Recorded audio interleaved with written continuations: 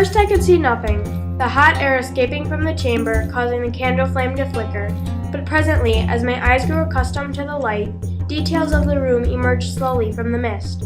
Strange animals, statues, and gold. Everywhere the glint of gold.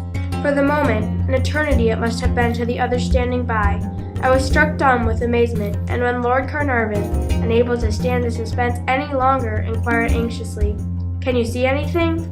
It was all I could do to get out the words, "Yes, wonderful things." Archaeology before Howard Carter was all about finding artifacts for wealth. Today, archaeology is mainly about learning about the past from artifacts. Howard Carter's success and failure could be considered the tipping point, making archaeologists more responsible and giving future historians the right to study important artifacts in their original setting. Archaeology can be classified into two main categories: classic archaeology and modern archaeology. Classic archaeology is what most archaeologists did before Howard Carter. They searched for gold and treasures. They did not care if the artifacts had any information about the past. Lord Elgin was considered a classic archaeologist. He was thought to have taken marble statues from Greece. He got permission from the Turks, who were ruling Greece, to take the Parthenon marbles. He then sold the marble statues to the British Museum for $3 million. Once the Greeks found out what Elgin was doing, they wanted the statues back. The only reason Elgin took the statues was for money. Today, or after Howard Carter, most archaeologists are modern archaeologists. They want to find out as much as they can about the past and preserve the artifacts in their natural state.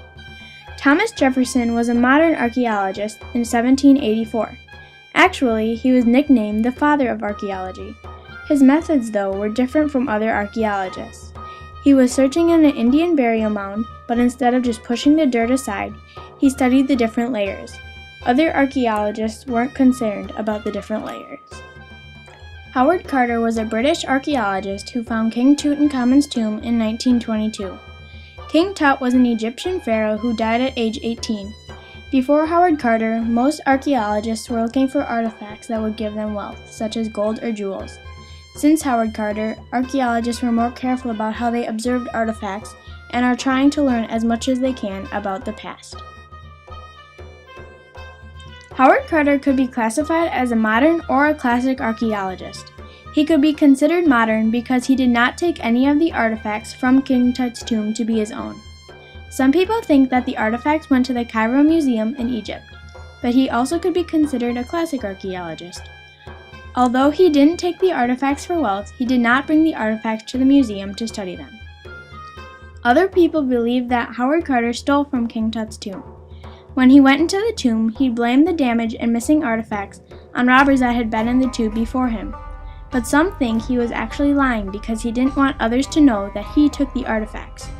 Before Howard Carter went into the tomb, he had to sign a contract with the government that said, if a pharaoh's tomb was found intact, all of its contents would go to Egypt.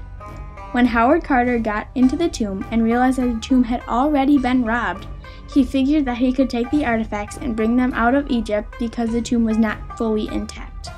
Others think that Howard Carter then sold most of the artifacts to the British Museum in London. Archaeologists, though, have been totally changed. In Katelny Island, there are archaeologists looking for ivory mammoth tusks. Some tusk hunters are out looking for tusks up to 6 months. These archaeologists aren't finding these tusks to learn about mammoths, but to get rich. The hunters will take the tusks to the carvers, who will intricately carve them, and then the tusk hunters will sell them. Some tusks can weigh up to 150 pounds and can cost anywhere from $150,000 to $300,000. Some may even be $1 million. Howard Carter could be considered responsible for how archaeologists think today. In the past or before Howard Carter, it didn't matter if people stole from tombs, but today, even though some people still take artifacts for money, we do not have the right to do it.